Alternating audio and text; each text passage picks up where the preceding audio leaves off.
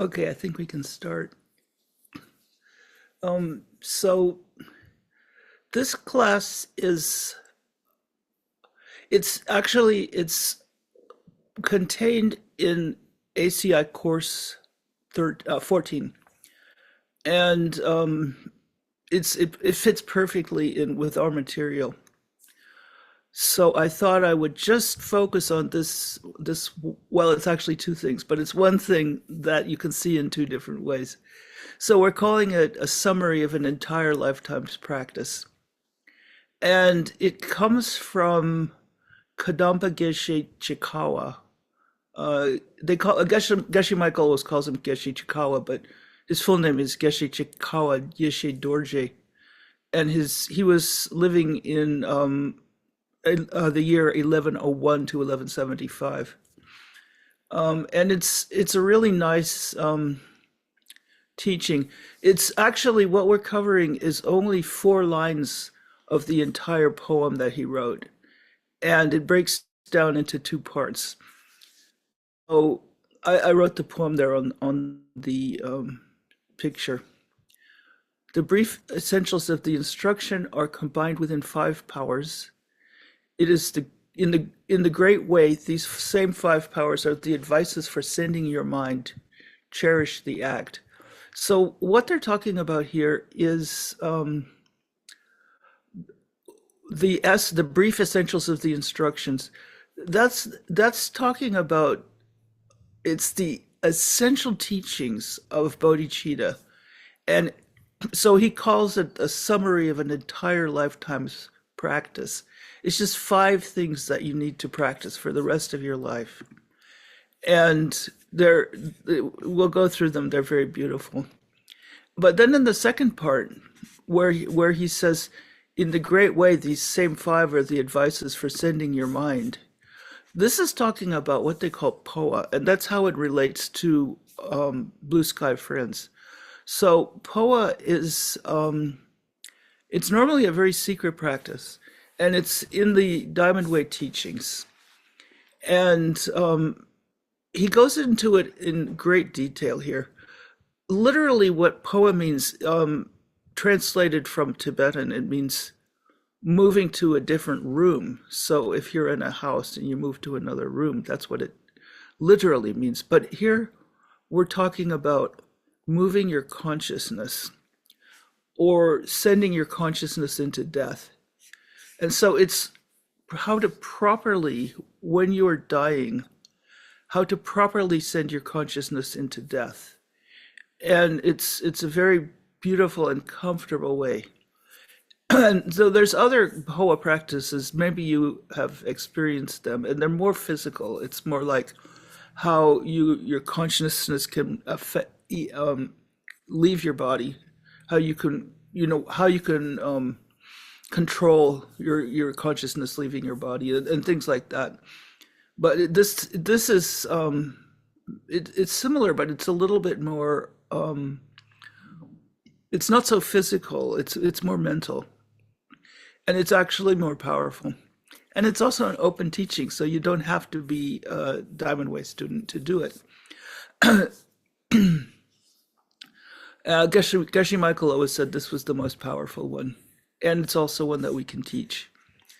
But first, we have to do the 5 steps during this life, and so these are called the 5 powers. And so these are powers or forces that you can use. You can use them during your entire life, and it's like it's a list of things to do and things not to do during your entire life, and it's all you need to know. So let's see. So what the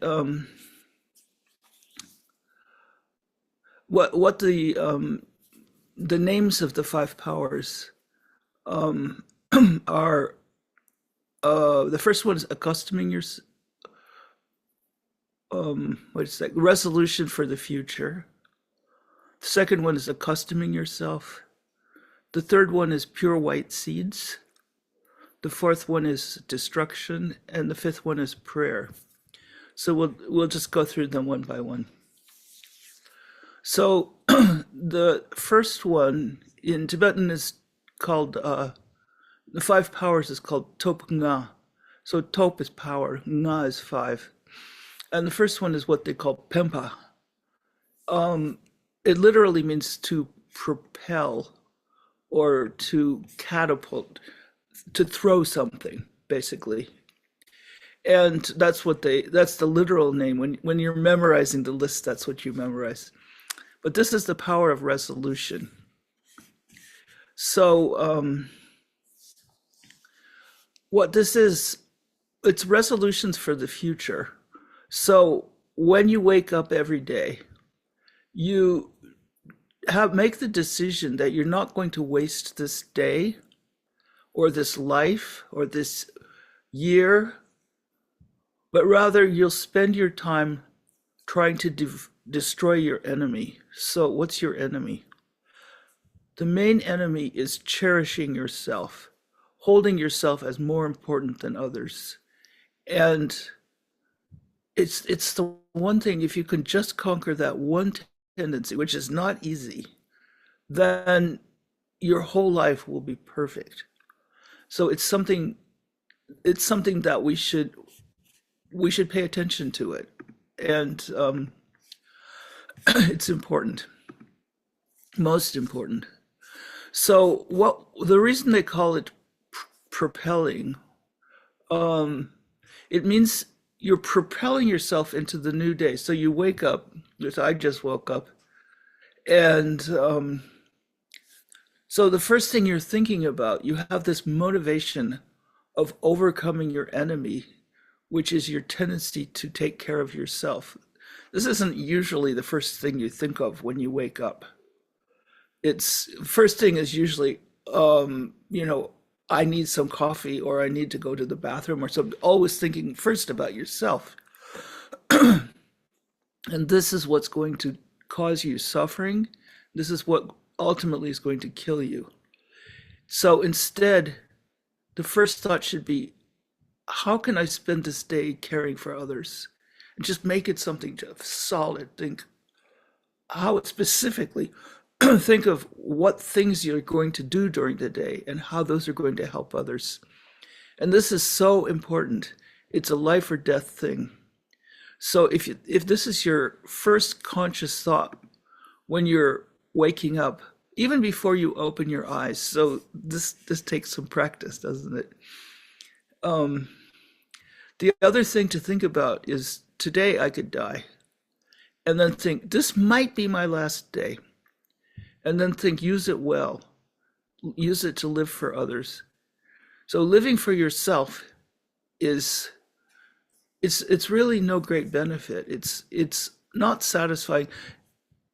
I'm just thinking of maybe I shouldn't say, but I'll say it anyway. I was looking at the news online, and there was a picture of the president of the United States, and he was looking like this. And it struck me, I've never seen the picture of that man smiling. And so this is something that it's important to think about. You know, if you're living for others, if your whole thought is to take care of others, then you'll be happy all the time. So um so the thing to do is to think about how you can help others. You're not seeking attention from people, and you're not seeking praise from people, but just secretly doing good deeds for others. And you don't have to make a big deal out of it. You know, the thing is, if you if you let everyone know all the good things you're doing, then you get your reward early, and it's not quite so satisfying. If you secretly do good deeds, then in your heart you know what you've done. And just that, it doesn't matter if anybody says anything, if they don't even know, but you feel in yourself, you feel satisfied because you know you've done something to help others. I think it's even more subtle than that, actually. I think just the fact, I think it affects your inner body. It affects your heart. And so you might not even be aware of it, but you just feel happy. And it's the happiness that you bring others that creates your own happiness. So that's the first of the five powers. And something that we need to just it's a beautiful thing to remember. So then the second one is called gompa, which is similar to the Tibetan word for meditating, but here it means to get yourself used to something. We call it the power of accustoming yourself. And so this means this is another practice. So you start out in the morning and you make a decision. I'm going to spend the day caring for others. But then during the day, uh, you think about no matter what you're doing, whether you're walking or standing or sitting or sleeping, you're thinking about how to increase and get yourself used to the wish for enlightenment. So thinking about bodhicitta. And one of the things you can do here is because you can't really, it's hard to think about something all the time. So what they say you can do is when you're changing, when you have some kind of a change, like now I'm sitting. So when I get up later, think just the change will trigger the thought. How can I help others? How can I what can I do at this time to help others? And what this does is it becomes a habit, taking care of others and not yourself, and developing the wish for enlightenment all the time. And so this is called they call it a yoga of all day practice. In Tibetan, that's called Chulam Ki Neljor. And this is actually something that comes up later in Vajrayogini practice. It's one of the main practices. And what it is it means every time you transition, like you stand up or you move somewhere, you bring your mind back. Think again, I'm taking care of others. And instead, because usually when you make a move in your body, you stand up, you walk, you lie down, you're thinking, oh, I'm tired, I need to lie down. Or I want to go over to the other side of the room, so I'm getting up. Um, Try not to think about what you're doing for yourself, but think how is this activity helping others? And it's you have to it has to become a habit. It's not easy to continue to think of something, but if you do it, then it becomes a habit, and then it's a beautiful way to live your life. So the reason it's powerful is that the reason it's powerful to do it while you're transitioning is that during a transition, it's the time you're most likely to lose your mindfulness. And you're thinking of, okay, I'm going somewhere, I'm doing something. But you're not thinking about what others need, unless like you're getting up to take care of your baby or something. But usually it's I need something and I'm gonna do this thing. And so that's why it's good to do it at transitions, times when you're changing posture, times when you're moving. So, for example, maybe you're listening to this class and it's teaching about bodhicitta right now. And then the class is over and you turn off your computer and you get up and you want to go to the bathroom or you want to get something to drink. Then there's a tendency to forget what you just heard about. Um, so that's why it's good to train yourself at times of transition. Okay, next one. Um, so this is the third one, and it's called Karpo Saban, pure white seeds, the power of pure white seeds. And so what this is talking about is you're it's just the constant practice of trying to create good seeds and to purify yourself of bad seeds. Basically, that's what it is. And so this is a very basic practice.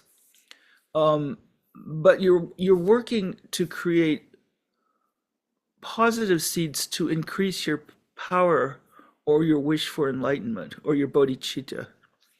So this is basically to practice all day long doing virtuous deeds. And so it's specifically to collect the most powerful good seeds that you can and to avoid negative deeds by staying mindful.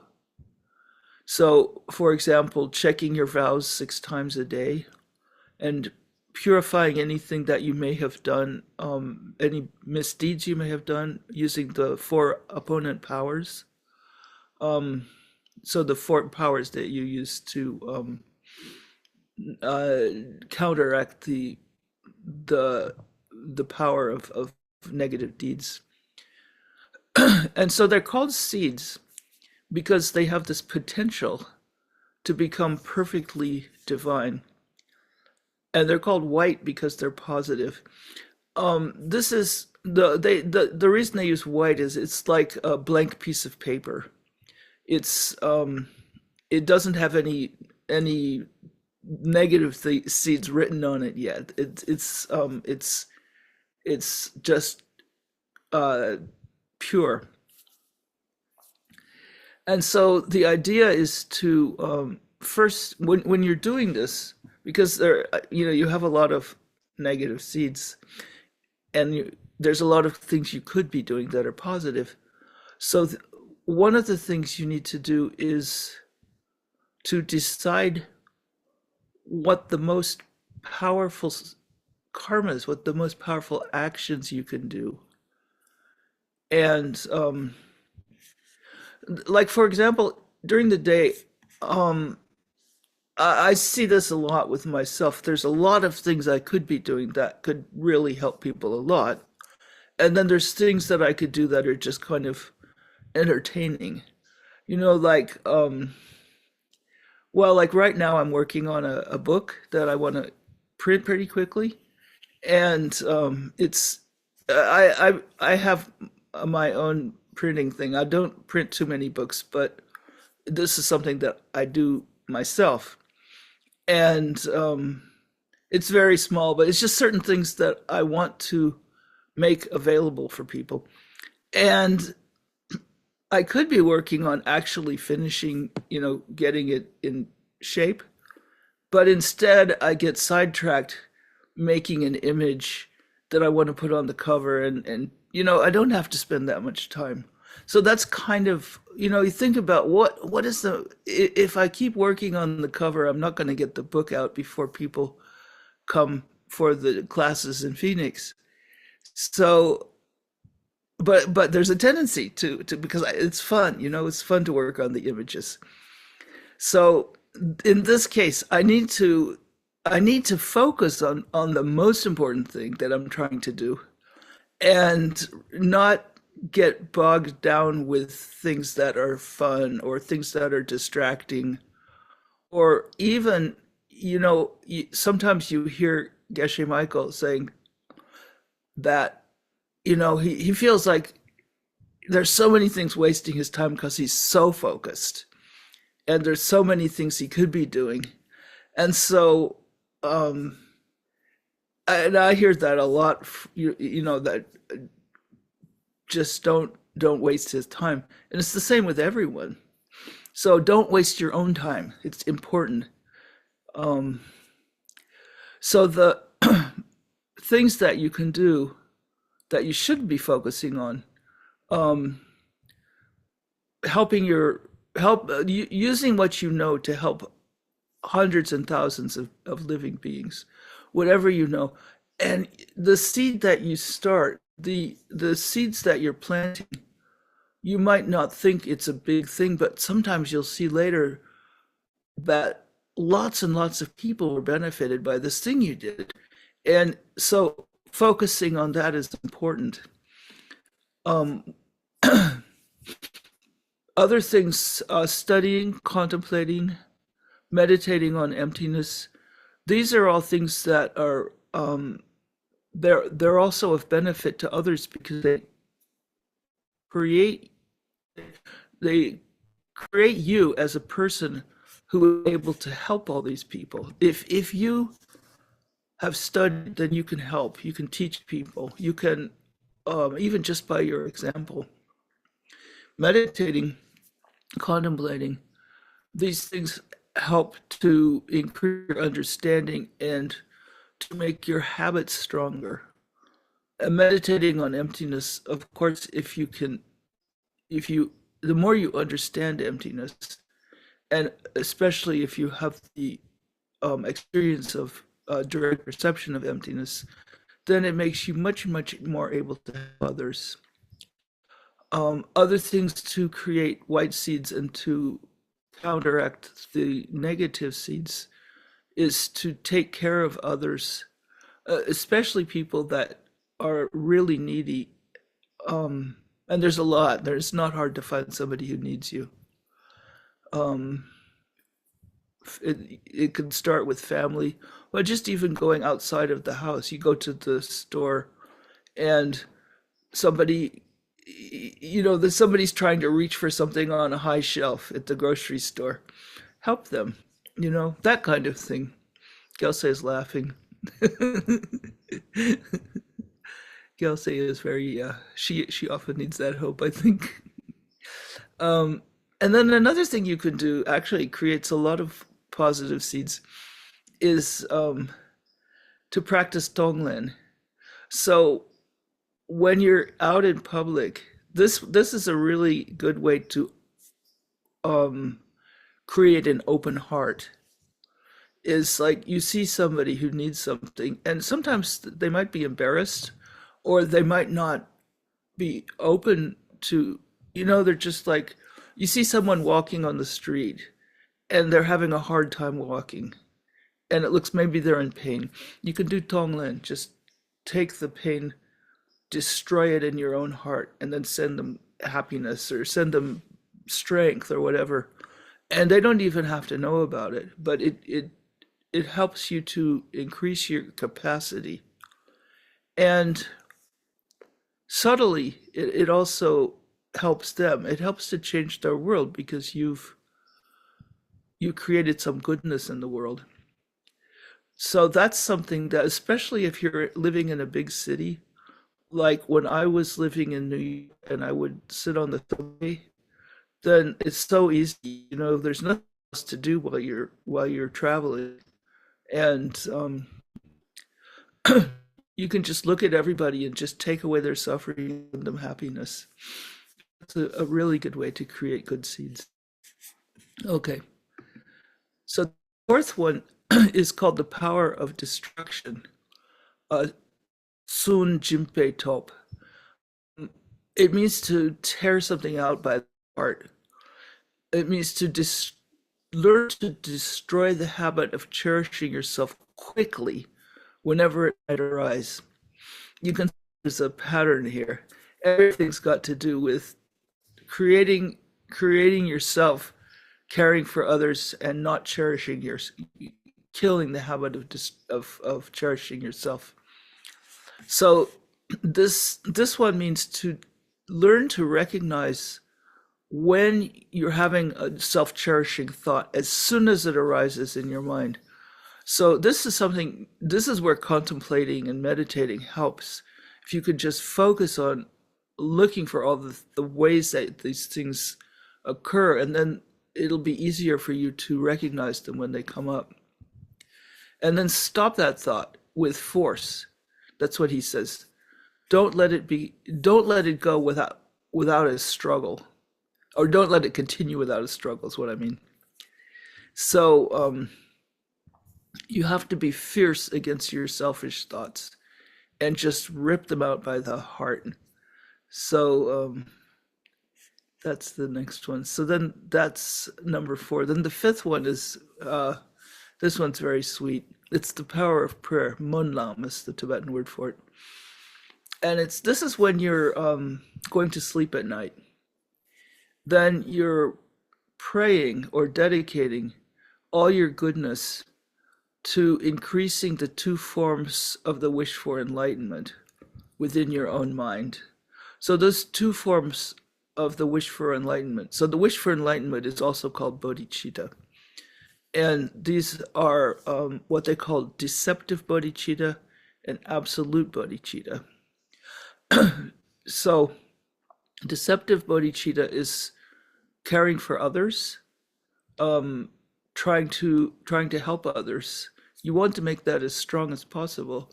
Absolute bodhicitta is the direct perception of emptiness, and that's the other thing that you want to increase that. You want to make it more possible. So as you complete the day before you're falling asleep, then think about the good things you did during the day. Maybe think about a few things in particular that you did, and then take the energy of those good deeds and send them out to all of the good beings, all of the well, if you're thinking about maybe angels and beings that we don't see, perhaps, um, or all the good beings in the world, send all this positive energy out to all these beings so that they can be so that these good deeds can cause you and other living beings to perceive emptiness directly and have a direct experience of bodhicitta. And so this dedication magnifies the power of all the good deeds you've done during the day. Send them out. You can also send them out to all the suffering beings in the world. You can send them out. Just everything good you've done, just send it out to make the world better. And pray that it will make the world better and it will improve the experience of everyone, humans and animals. So that's the fifth one. Okay, so these are things that you could do during the day. And it's good to make a habit of them, because then all of these things also help you at the time you're dying. And so the more habitual they become and the more powerful they become, then the easier it is at the time you're dying. And so that's why we covered all of these things first. So the second part of this 4 lines, in the great way, these same 5 are the advices for sending your mind. Cherish the act. And so this is what we're talking about, Poa. So the great way, this is in bodhicitta, in which is bodhicitta is the practice where your entire focus is on helping others. And so in that kind of practice, then this is how you can die. Send your mind into death, or how you can not really sending your mind into death. It's more like opening your heart at the time of death and experiencing it in a powerful way. So so the way that bodhisattva will perform this practice is higher than any other way. And it involves these same 5 powers, but there's a different sense to each of them. So in this one, the practice of poa, it means to depart or migrate or eject. So it means transferring your consciousness at the time of death. So if you don't, if you still have some, if you haven't become perfect in this lifetime, and it's not, you're trying, but it's not necessarily easy, then it's good to know how to move into the next life. So let's see. So there's a similarity during these five powers. Um, there's a similarity between the five powers and the the and the falling asleep, sleeping, awaking, and dying. There's a similarity between what we talked about with falling asleep and awakening, between that and dying and entering the bardo and taking a rebirth. So those things are similar, and you might have noticed that. So the first one, in the case of the ones we covered, the first one is when you're waking up, which would be like taking rebirth, and then the the others, then falling asleep would be like dying. So when we practice a lot, this becomes instinctual for us to, when we wake up and we go to sleep with thoughts of serving others. So normally when a person is dying, it's frightening to them. And if they're not trained, if they're grasping to this self-existent personality, something their concept of themselves, they're grabbing onto that, and they're afraid they're going to lose it. And if your entire focus is on helping others, it becomes so much easier. So if as you're dying you think, okay, I am coming to an end, and so as the body and the mind are dissolving, then this fear becomes uncontrollable, and there are natural hallucinations as you're dying. As the brain is dying, then there's certain things that you're seeing or thinking or hearing, and they become frightening because you don't know what's going on, and you think that you are ending. So it becomes difficult. Normally at death, it becomes difficult to think of serving others and of compassion, because we haven't been thinking about it during our lifetime. So if we've been habituating ourselves during our lifetime, then it becomes normal, natural to think about it as we're dying.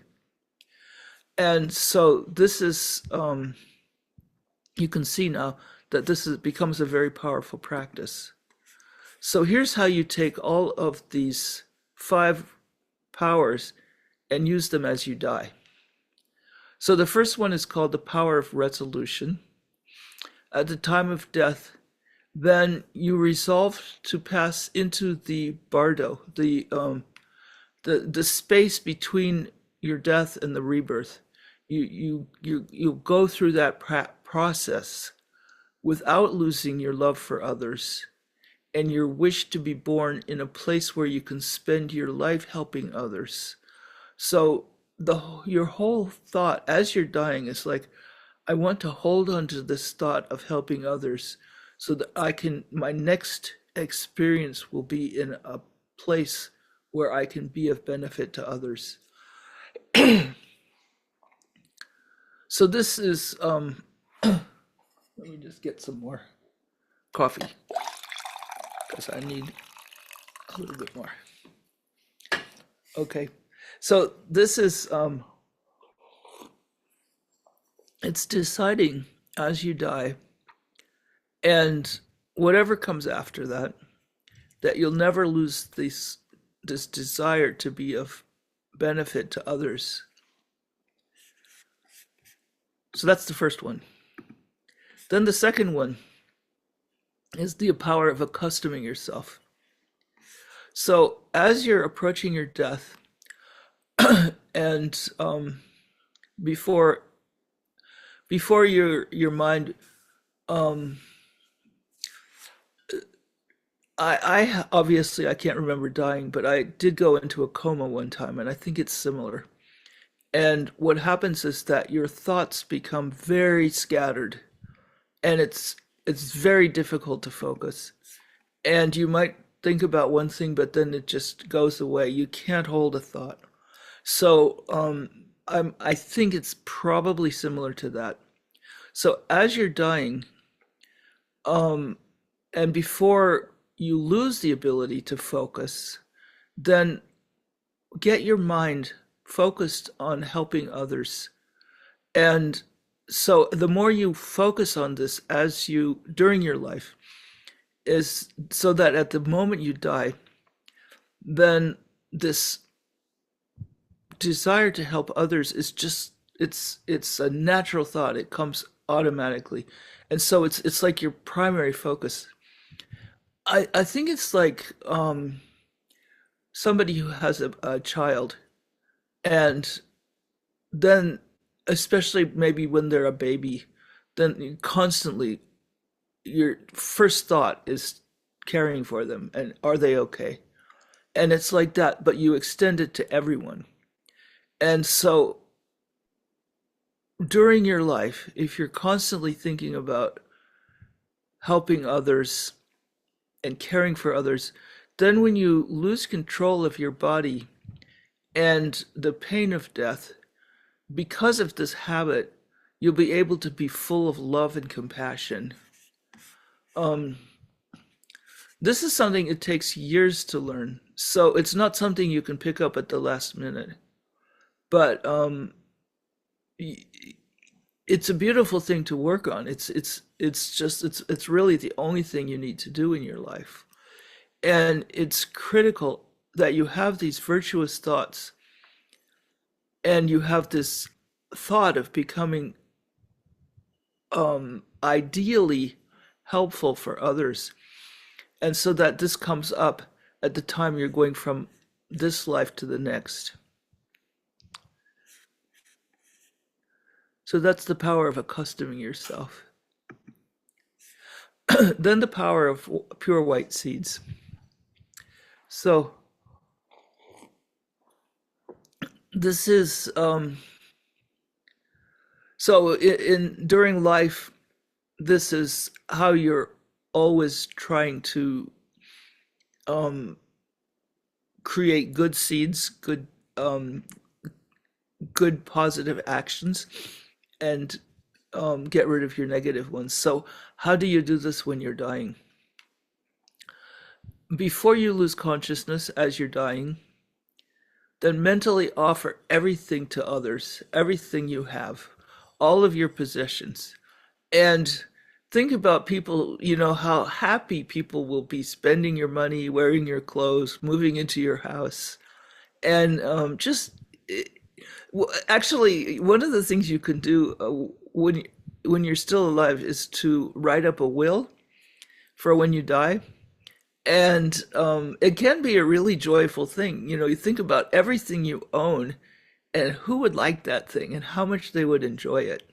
But then as you're dying, you think the same thing. You just think, oh, now other people can enjoy all these things I have. And if you have the time and if you have the ability, then you can already just start giving things away. And also, just thanking people for the wonderful things that you've had in life with them. Then the next thing is to give away your body.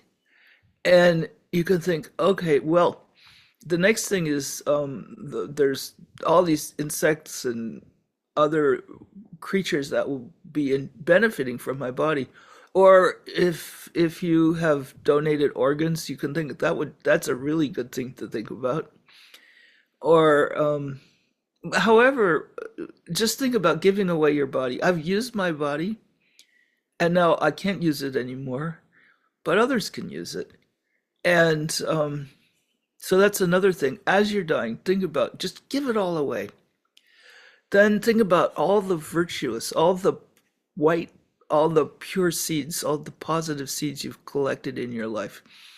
And then offer those all to all of the holy beings, all living beings, everyone, so that they find happiness and peace. And so just give away all of that. And every good thing you've done, just give it away. Then so you have to the idea is that you die and you're free from everything you've ever owned, or everything you ever considered yourself to be, and then you have no attachment to anything at all, and especially not your body. Um, if you have an attachment, especially to your body as it's dying, then it's dangerous because then it'll trigger negative seeds as you're dying. If you're grasping to the thing you think you're losing, then it creates attachments that will continue. And sometimes as you're dying, the things that you're grasping to the most will be the things that will they'll be like hindrances to you in your next life. So it's important to be able to just give it all up. Um, so let's see. Yeah.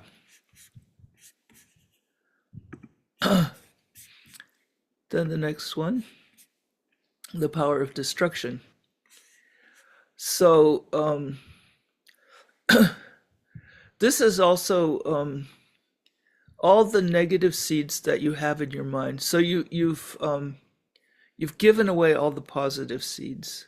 You've given away all the powerful, the positive things in your life. Now all the negative things, because as you're dying, especially if you've done things that hurt people, those things stay in your mind. And as you're dying, they come up and you feel so much regret.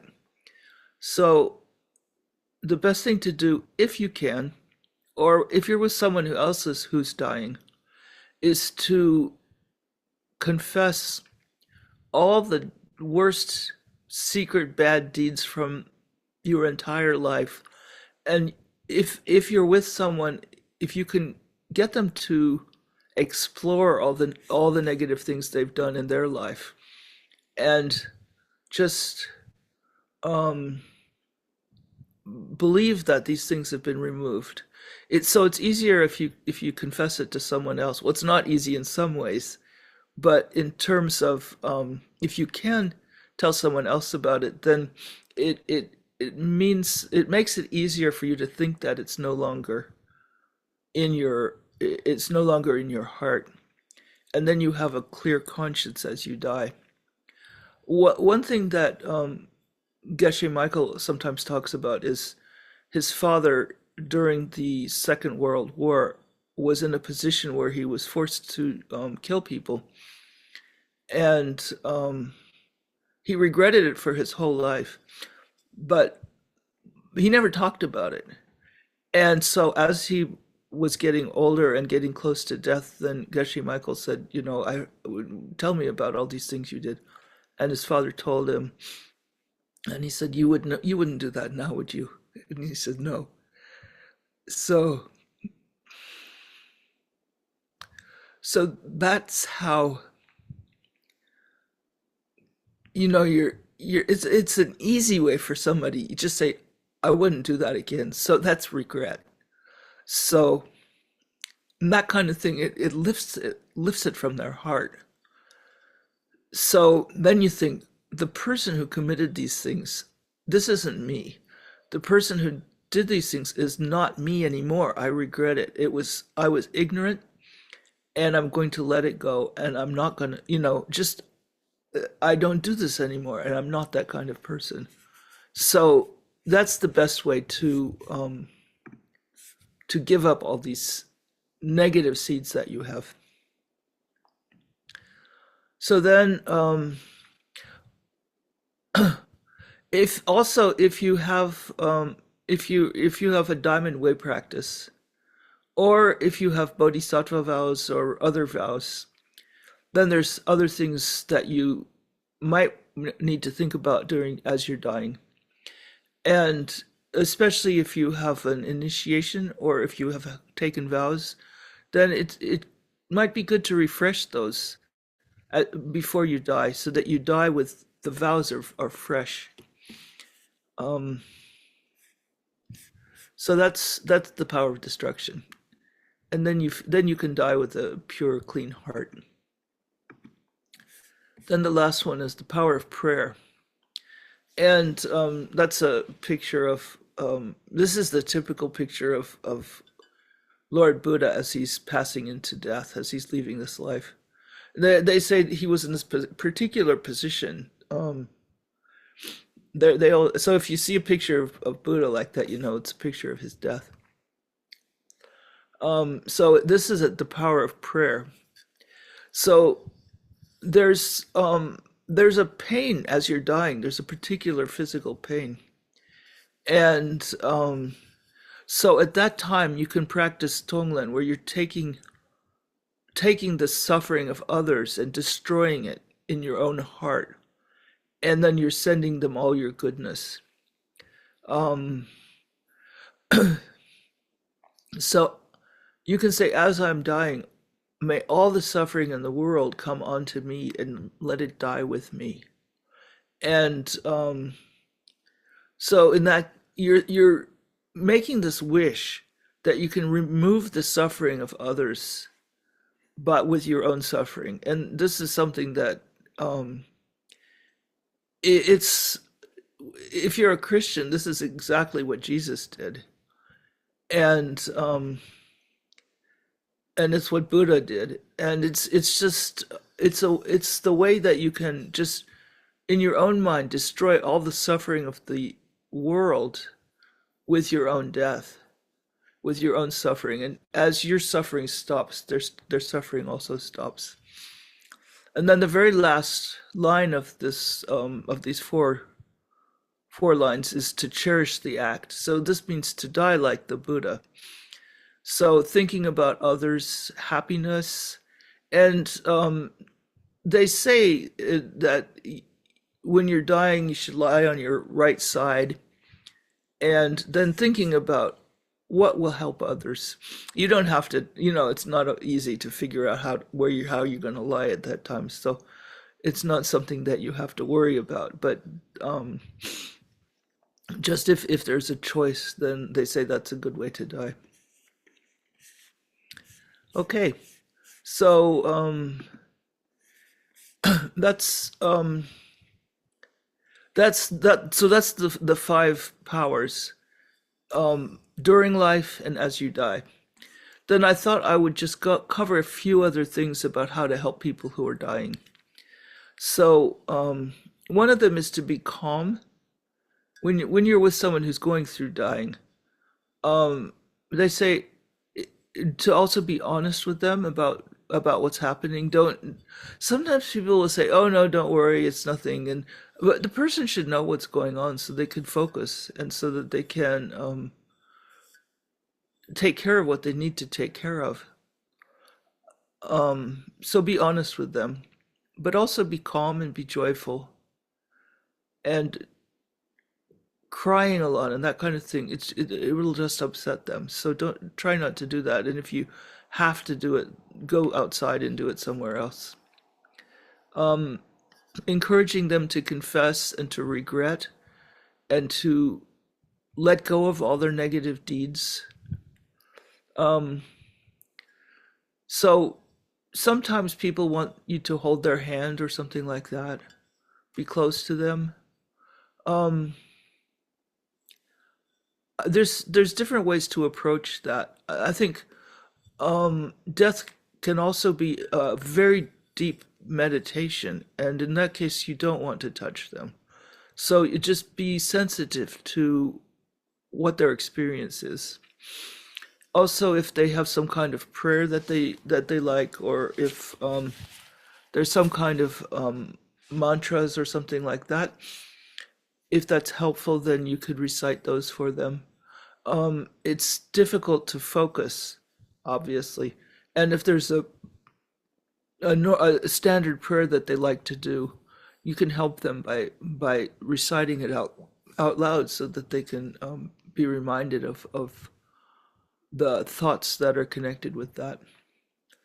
Um, Even after they die, they say after death, then the person is still, their consciousness is still able to hear and see for a while. So if you continue with the prayers, it can be helpful to them. Then um, don't touch the body after they've died.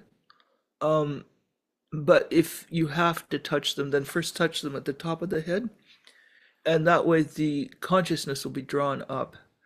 And they say that it becomes, it makes it easier for them to transition to a better place. Ideally, leave the body and don't touch it for a day or two, or better a week if you can. But obviously, that's not usually possible. So then you touch the top of their head before you move them. Okay, so that's that's my presentation, and I don't know if people have questions or anything, or otherwise we can call it a day. Does anyone have a question?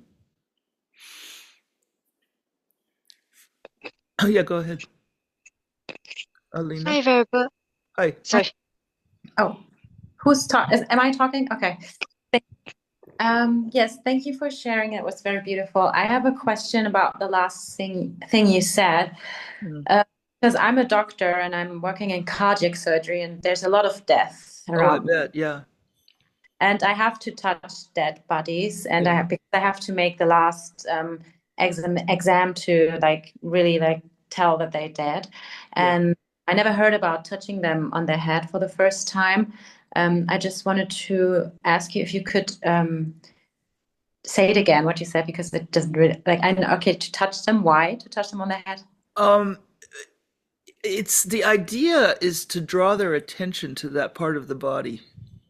So, like if they're thinking, if their consciousness is in a lower place or another place, then there's a connection. Like if your consciousness is in your hand or in your sex organ or something, then it's not considered a good focus when you're dying. So if you touch the top of their head, then it draws their consciousness to that part, and that way they say that, and I don't have experience with this, but that the consciousness should exit the body from the top of the head is the best. So anyway, Okay, that's what they say. thank But you. Thank yeah, I'd be interested to hear what your experience is, because people are probably anesthetized when they die, so that would be completely different, wouldn't it? Yeah, they are when they are in the ICU. Mhm. Some they are intubated, and we give them some medication so they don't feel pain. But yeah, sometimes they die also on the normal wards during not during their sleep, because you always wake up before you pass. But Oh, okay. sometimes you don't know, because on the normal ward they're not usually on the monitor, so sometimes they can just pass without us knowing until we go into the room. Mhm. Um, but yeah, they are sedated sometimes just to release their pain. Yeah, yeah, yeah. So people always wake up before they die. I didn't know that. Yeah, that's at least that's what they say. Like they always you never die sleeping. Like when you're like sometimes you can like if it's happening and during the night and sometimes you don't wake up in the morning, there must have been a moment during the night where you woke up and Mhm. died. It's Wow. not that you are dreaming and you Right. die. Well, Yeah. that's good. That's good because then they know what's going on. Yeah. Yeah, that's why you should not be afraid. Yeah, I also talked to Venerable Chunsum about this, and she told me to not touch the body, but I've had my difficulties with that, also with letting people go because Mhm. we don't want to do that, but then I have to because it's kind of my job sometimes. Yeah, yeah, yeah. Thank you for that course. Yeah, sure.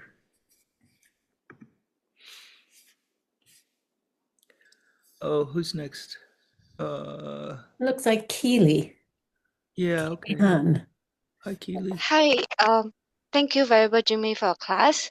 Okay, I have a question where you talk about like we shouldn't touch the body like for a certain period of time when the person is dying. But then I actually have this thought, we have this thing whereby we sign an agreement whereby if my body, like my certain organs, is actually still in good condition and I want to donate to the other person Hmm. like so they can use my, like, probably my organs to continue their life, right? I Yeah. have this thought before, but I have a contradicting thought at the same time whereby I was thinking, but if I'm dying, Hmm. actually it's not good for them to actually, for example, touch the body, right? Because it will irritate the body and the conscious, as in the consciousness might go to something that is irritation or anger or something like that, which might not help us in our dying process. But then Hmm. so how do we do this? It's like, meaning that, we can't really sign for this agreement because it's like, in a good way, it's not so good during the dying process. Hmm. But my initial thought was like, if I'm dying, I'm not going to use this body, then might as well, if my organs could probably help another life, then Yeah. I could just do it. But I mean, but I just don't know what to do, because I'm Yeah, caught yeah. in between these thoughts. Yeah. I know what you're talking about. Um, Somebody asked Geshe Michael the same question. And what he said, and I think I mean, obviously I would agree, that it's difficult because you do have this grasping as you're dying, and um, they have to keep the body fresh. You can't just let them lie until, so so it could be that there's still some consciousness when they start to take the organs. And he said it takes, I mean, there's no pain, obviously, because the body is dead. But there might be somebody, they might have some consciousness nearby that's aware. So this is actually why this practice, if you can really master this practice, then you can, it's no problem to give an organ. But otherwise, it can be difficult, and you should. I mean, it takes very strong compassion to be able to do that. So, um, yeah, that's what he said. It's a person who's very compassionate. It's not a problem. But if you're going to be upset, if it's going to be disturbing to you, then it might. But it doesn't mean you shouldn't do it. I mean, just say, okay, it's going to be hard, but I want to help this person. So, you know, that's basically um, what he said, and my consideration as well. Anyone else? Thank Dear you. teacher, Okay, I have a question. okay. Who's that? Okay, following up from what we are discussing on donating our organ, Okay. my daughter, who is just 20 over years old, Mm, she's in Taiwan. She already signed this donating her organ. So as uh-huh. a mom, I know about all these things. So Yeah, I'm kind of like, I know that it's good to donate, but I also understand about like normal people, we have this grasping. So I'm really yeah. struggling. What should I do? I have the urge of telling her, don't do that, you know. So what can I do? I don't. You know what I would do is think, what if my daughter was the one who needed the organ? Then would I tell the person, "Oh, don't do that. It's gonna scare you when you're dying," or would you want them to donate the organ anyway? That's I what want I them to think. do. Um, Yeah, I mean, the whole thing is about how you can help others.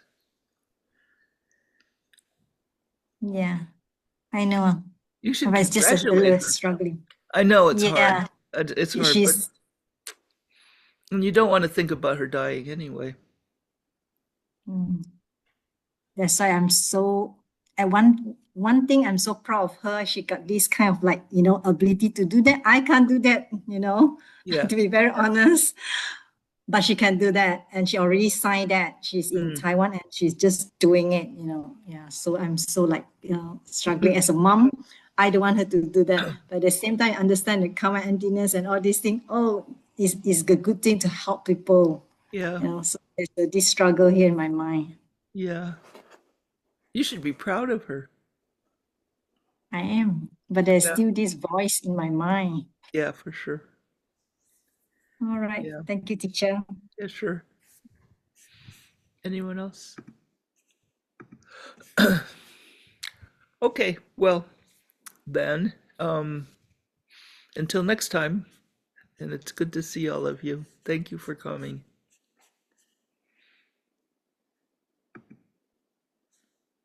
Thank you. We will have another class in 2 Grazie. weeks. Same place, same time.